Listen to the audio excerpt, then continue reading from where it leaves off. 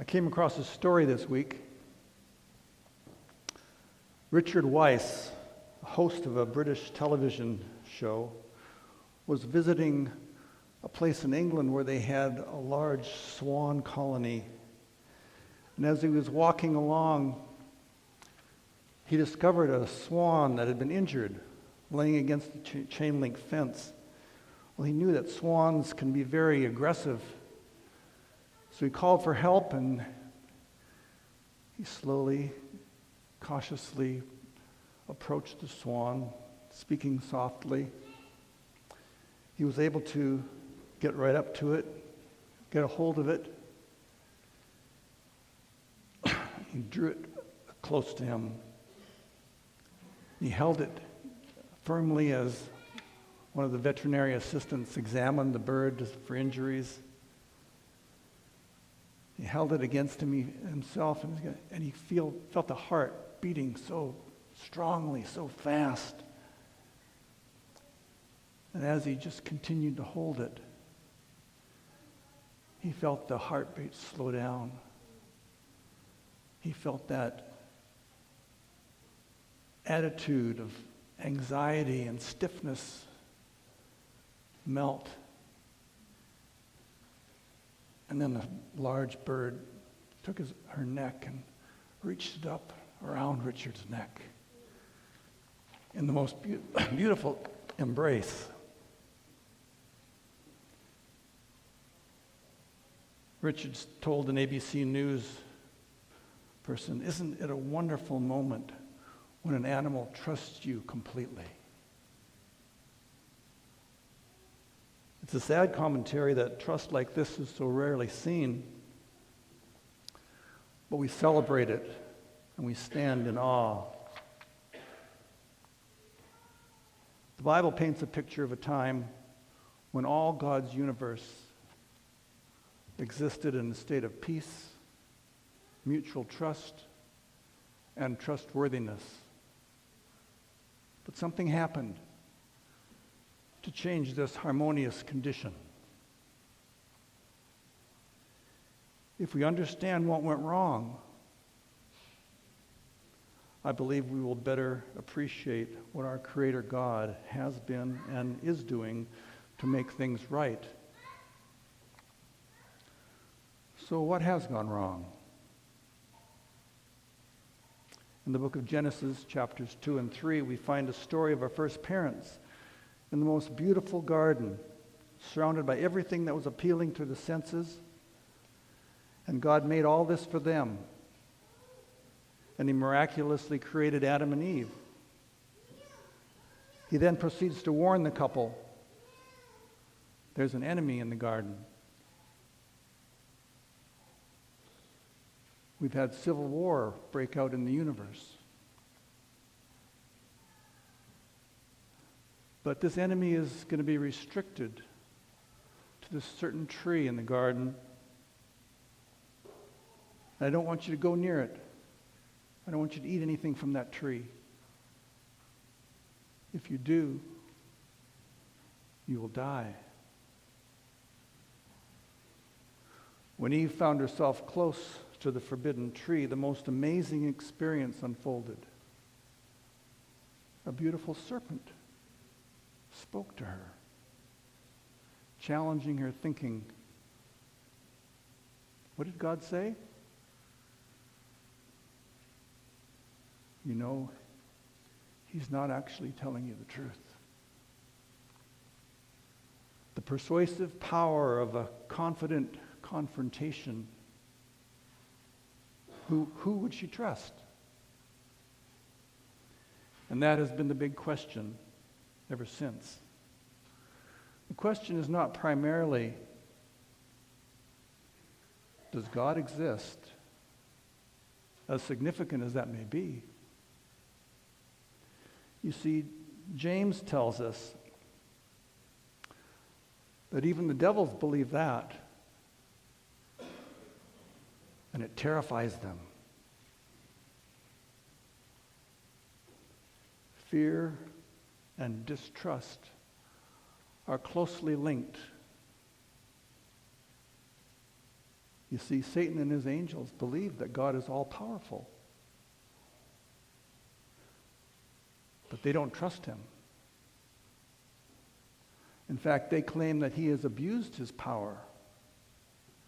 And they've tried to evangelize the universe with their gospel of fear and distrust. They've slandered God's character, accusing him of being arbitrary, filled with revenge, unforgiving, nitpicky, and severe. Embedded in these accusations was another broader charge. God, you are selfish. So how does the sovereign God answer such accusations? Does he thunder a little louder? Throw a few more bolts of lightning? Does he wish us to believe him on the basis of his authority? Is he passing out bumper stickers that say, God said it, and I believe it, and that's all there's to it? If God were satisfied with that, he could have shortened the Bible to one page. But instead, he gave us 66 books filled with evidence. You see, to be afraid of God is to misunderstand, even deny what he paid such a high price to reveal. Though God is infinite in majesty and power, he values nothing higher than the freedom of his intelligent creatures. That their love, their worship, their willingness to listen may be freely given. Not because he simply prefers it that way, but if our love and trust are not freely given, then there is in fact no freedom. Can you command love? Could you, if maybe you put the penalty for not loving high enough? But coercion generates fear. And obedience that springs from fear gives rise to the spirit of a rebel. And that's what God is working to eradicate. Rebellion. He wants to restore peace and harmony. If the loss of peace came through a breakdown of trust and trustworthiness, that means we need more than forgiveness to repair the damage and heal the brokenness. How would you, as a father, feel about letting your teenage daughter go out on a date with a serial rapist who's been forgiven?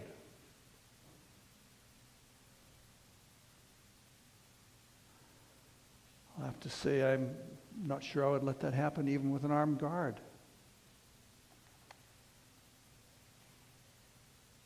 You see, God offers forgiveness freely. That's the easy part for him. Jesus forgave those who crucified him, and they didn't even ask. You can see that in Romans 5:8. But just as important as forgiveness, he offers power to live a holy life. And that's where it seems easy for me to draw back. You see, I'm a little self-conscious, Lord. If I accept your power to make right decisions, I may stand out. And I'm not sure I want that kind of attention, Lord. somehow we've grown numb to the seriousness of sin. Sin kills, and it's easy to trivialize it. Sin is not so much a failure to adhere to this or that specific rule as it is an attitude of stubbornly doing life my own way, an unwillingness to listen, a spirit of lawlessness.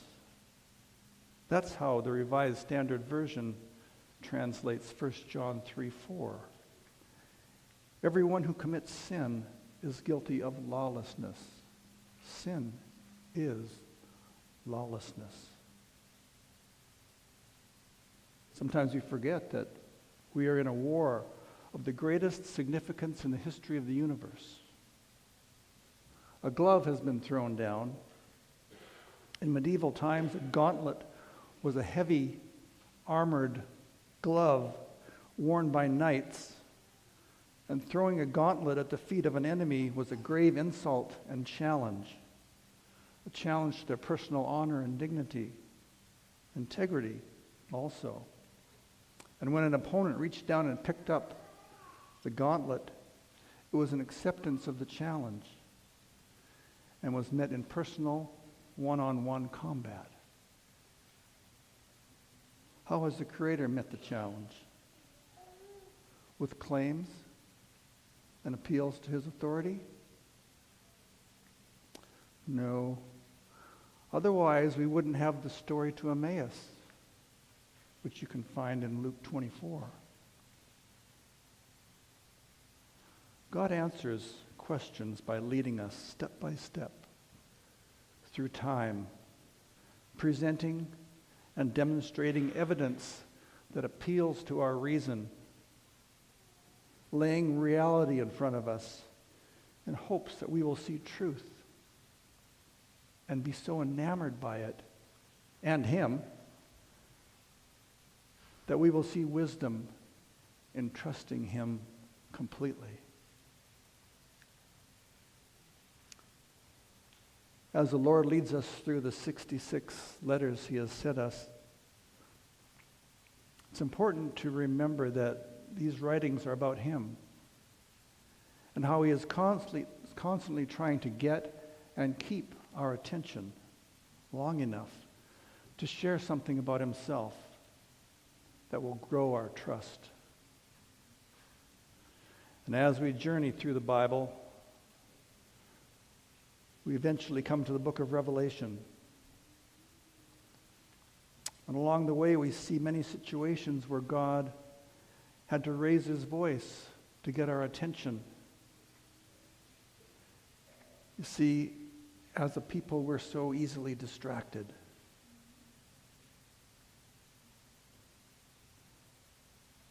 And finally, we come to Revelation 14, which contains the most terrifying language in all 66 books, shouted by an angel at the top of his voice.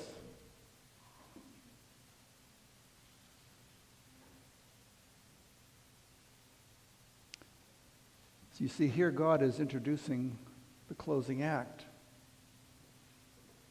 the conclusion to His dealing with rebellion. And isn't it just like Him to do whatever is needed, even if it's raising His voice, to get our attention so that He can guide us through the most turbulent period in Earth's history? Let me read it to you. Revelation 14, 6 through 12. Then I saw another angel flying in the midst of heaven, having the everlasting gospel to preach to those who dwell on the earth, to every nation, tribe, tongue, and people, saying with a loud voice, "Fear God, and give glory to Him, for the hour of His judgment has come.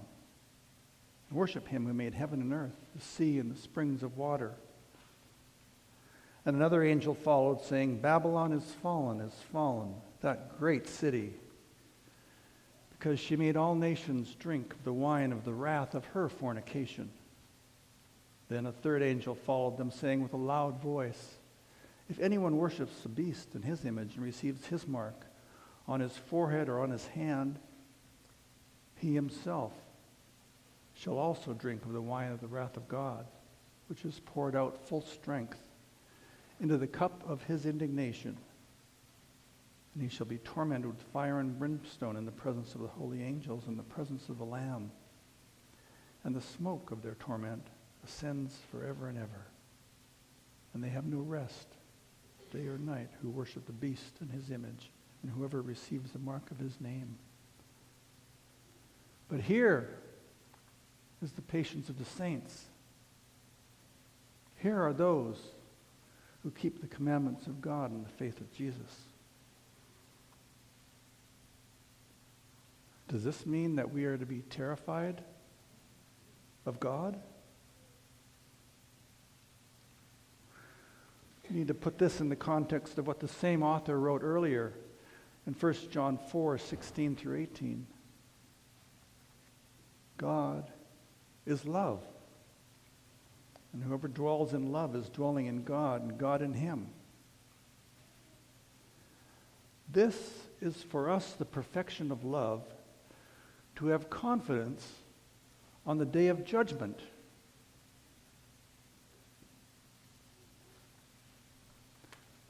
And there's no room for fear when there's love. The New English Bible says that perfect love banishes fear.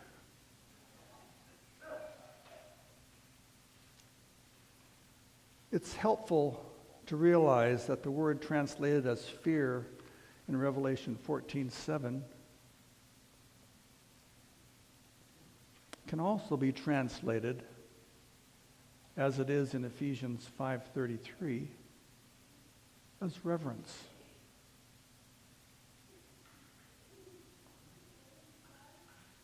The everlasting gospel is linked to reverence.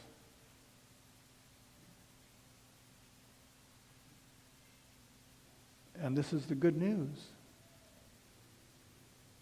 And there's good news in the judgment. There's something about the judgment that's good news. Can you believe it? You see, there's nothing arbitrary about the judgment. The judgment comes to an end when God sees that everyone has made their final decision. They're settled into it, for him or against him. And circumstances are going to be such that there won't be anyone straddling the fence.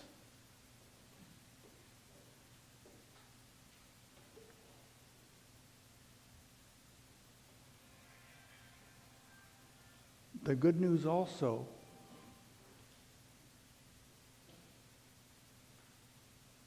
has to do with how does God treat those who have rejected him? You see, in 2 Corinthians 5:21, it says that Jesus was made sin for us.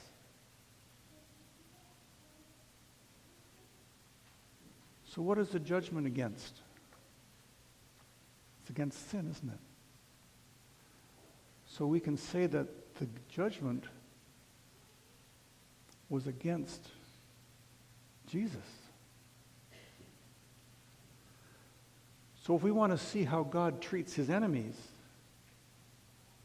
all we have to do is look at the cross. How did the Father treat Jesus? How did he treat him when he was falling, dying in the garden at the base of the mountain? How did he treat him when he was hanging there between two thieves?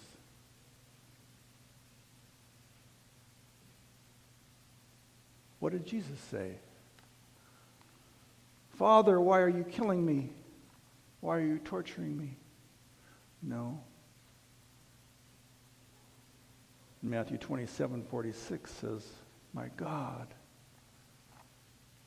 Why have you forsaken me? Why are you letting me go? Which reminds us of a verse back in Hosea 11:8, where God is talking to Israel.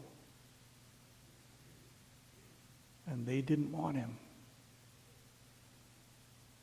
But he cries, how can I let you go? How can I give you up?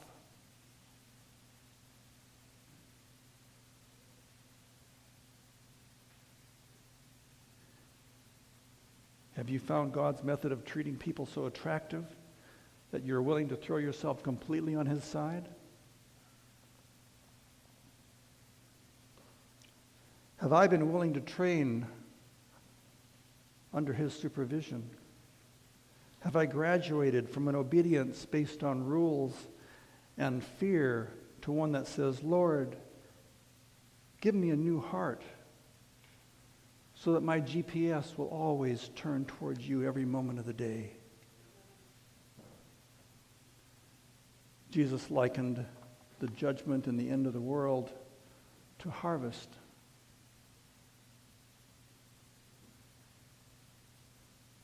Can a farmer go and harvest his crop when it's not ripe? No. Maturity, which is a less loaded word than perfection, is not simply a requirement. It's an offer. Even more, it's actually a promise. Paul says, I can do all things through Christ who strengthens me. And there's no hint of revenge in the judgment. You see, the judge is the same person who bent down and wrote with his finger on dusty stone floor what must have been some uncomfortable evidence. But it was only in the dust, and only just enough to demonstrate to the accusers of this trembling woman that they had drugged before him that he knew their hearts. And when he stood up, I can picture him wiping his hand across the floor, and all the evidence was gone. You see, he could have publicly humiliated these men, but he didn't. What do you think of a God like that, who treats his enemies with such gentleness and respect? Some have looked at Romans 8:34 and Hebrews 7:25 and pictured Jesus pleading with the Father to be merciful, as if the Father really isn't that merciful. You see, we can be comfortable with the Son, can't we? But sometimes we feel a little intimidated by the Father.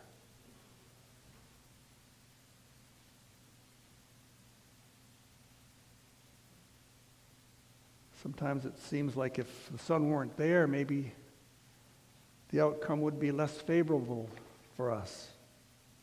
But what did Jesus tell his disciples? When Philip said, tell us about the Father. Jesus had a sad look on his face, and he said, Philip, I've been with you for 3.5 years, and you still don't know me? The Father's just like me. Later in John 16:26, he says, the day is coming when you will ask in my name. And I'm telling you that I'm not going to intercede with the Father for you. I don't have to, because he loves you himself. He loves you just as much as I do. Remember, it was the Father that loved the world so much that he gave his only Son.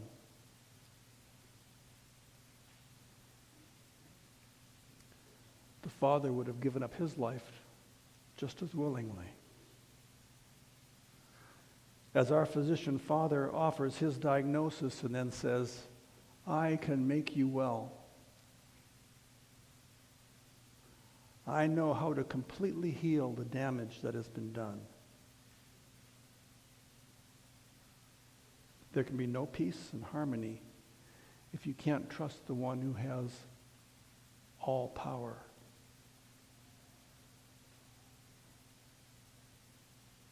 If the ruler of the universe insisted that we love him, which in fact the Bible seems to indicate, then trust is foundational. Because if we don't trust the one who has all the power and knows everything about us, our allegiance, our service will be infused with an element of fear. And remember, obedience that springs from fear creates the character of a rebel.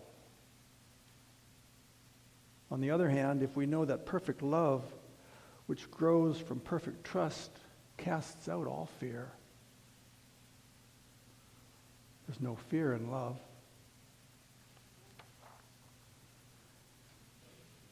And if you are afraid, then let God make your love perfect. So God investigates, not for his benefit, but for the benefit of his children. He gives an opportunity for every intelligent being looking on to review the evidence. They see the seriousness of the choices that are out of harmony with heaven.